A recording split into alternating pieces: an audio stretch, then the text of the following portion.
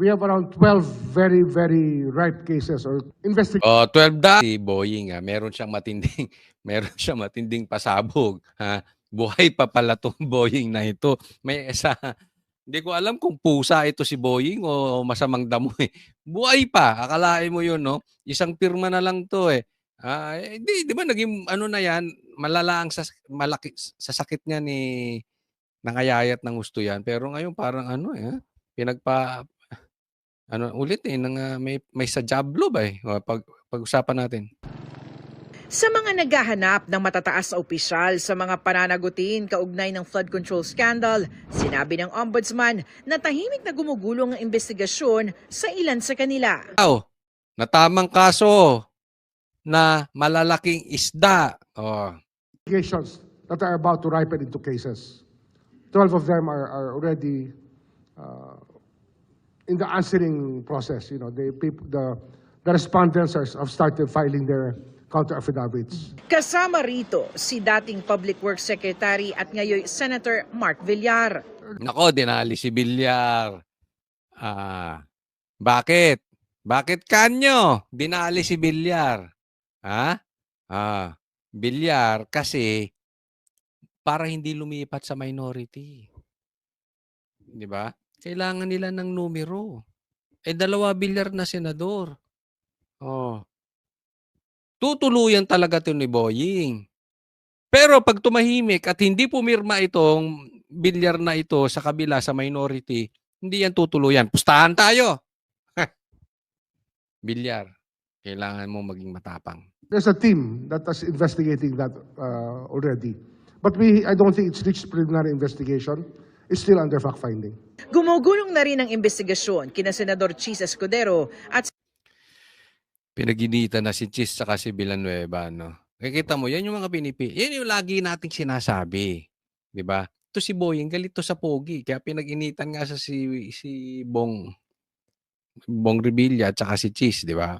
Alam natin, artista rin. Tapos may asawang artista, lahing artista, pamilyang politiko. So, malaking balita. Malaking diversion. Hindi ka naman magda-divert sa papitsoging balita. So, yan ang balita.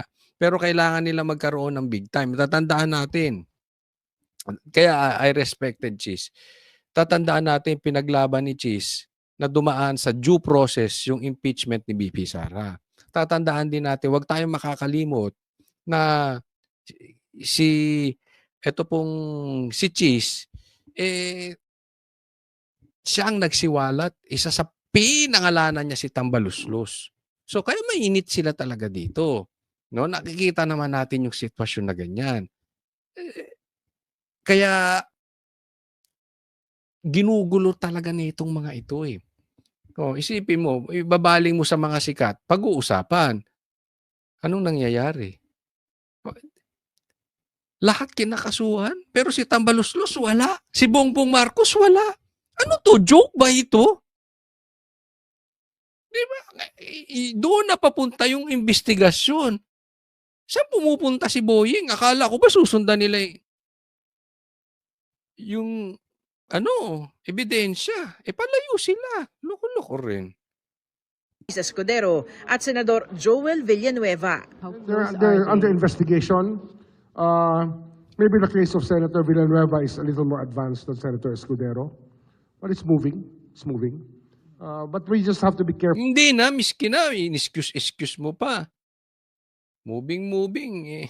Careful about everything every move that we make on these matters. Nauna nang tinanggi ng tatlong senador ang pag-uugnay sa kanila sa flood control scandal.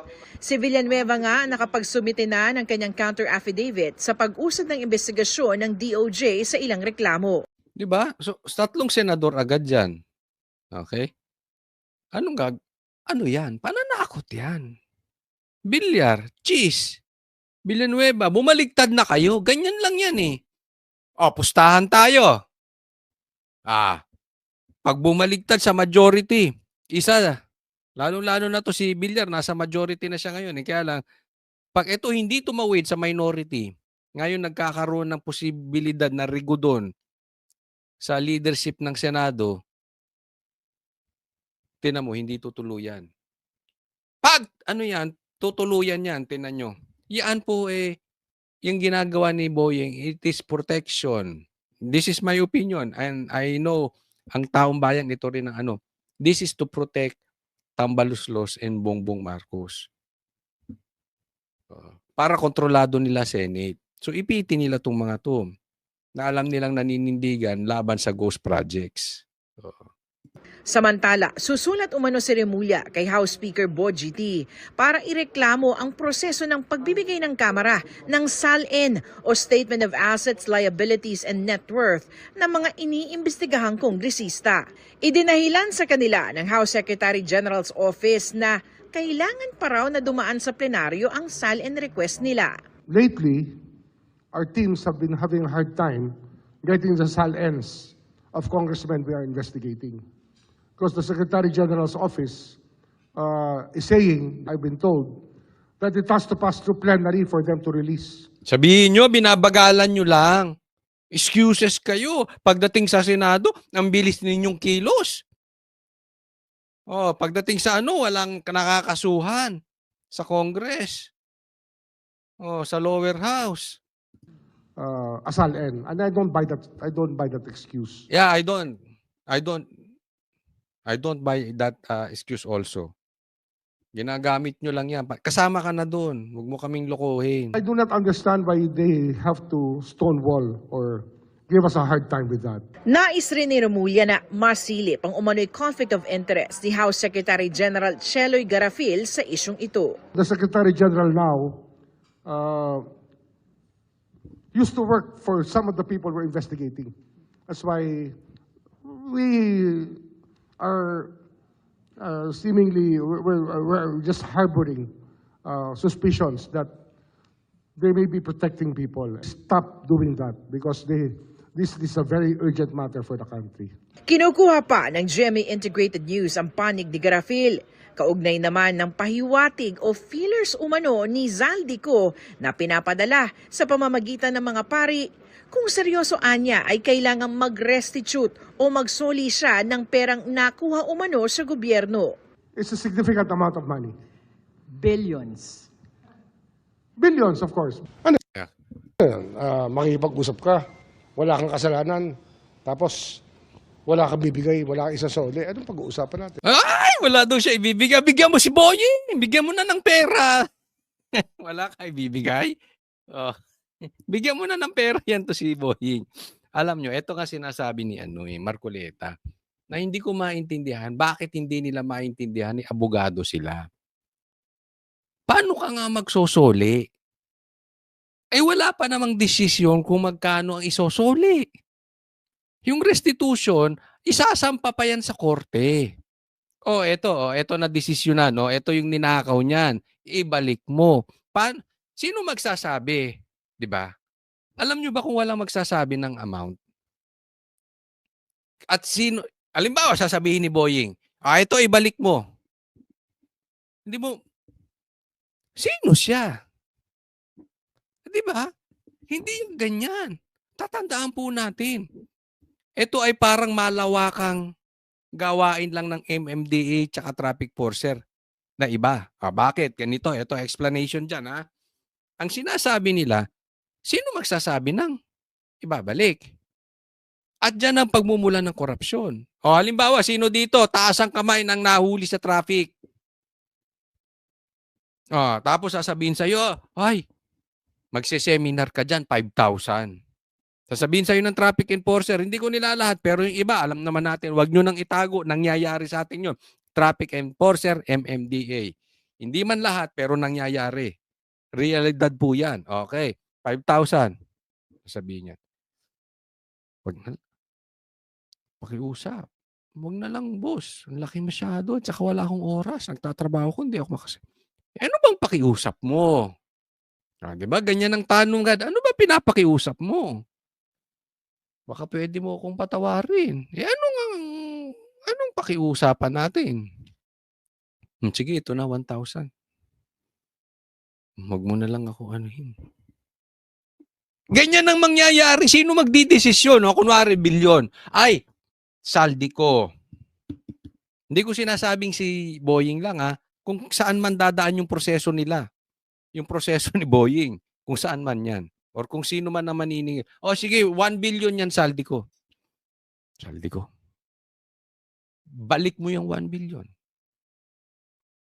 Puwedeng sabihin, hindi ganito na lang. Ibalik mo 300 milyon na lang.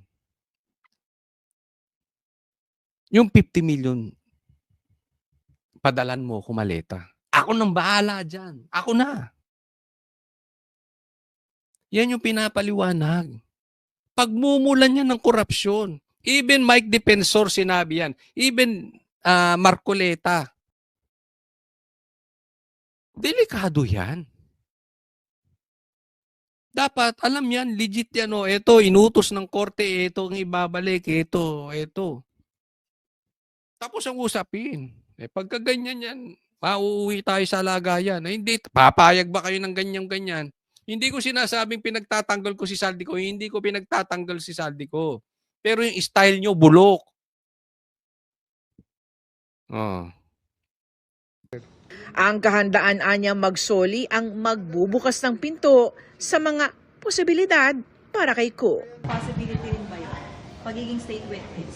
Si Saldico, pakinggan natin ano sagot niya. Pagiging state witness si Saldico. Pwede yan, basta nasa dahilan. Pwede maging state witness si Saldico. Depende sa dahilan. Anong dahilan? Ituro mo yung mga senador, si Bong Revilla, si Chis Escudero, si Villanueva. Huwag mo ituturo yung mga kontraktor dyan sa lower house. Huwag mo ituturo yung bossing natin. Bawiin mo. Si Tambaluslos tsaka si Bongbong. Ganun lang yan. Isus, naglolokohan pa ba? Tingnan nyo yung Bernardo na yon. Kaya naman naging state witness. Ganun lang yun. Alam na napanood na ng taong bayan niya, pinagloloko nyo. Depende sa dahilan yan. Sa ngayon, wala akong nakikita. Pero kung ipaliwanag sa akin na mayroon namang ganito, o mayroong ganon, baka sakali pwede. Diba? Para sa Diba? So, alam na natin ibig sabihin niya, baka sakaling po pwede. Anong tawag nila dyan? Exit plan ang tawag dyan. Pag bumelta si Saldico ng mga itinuro, binitawan si Tambaluslos tsaka si Bongbong, gagawin nila state witness. Yun na yung exit plan niya. Pwede naman siya talaga. Sinabi ko na yan, pwede. Kasi may pinakita siyang bagong ebidensya. Bolain yung lelang yung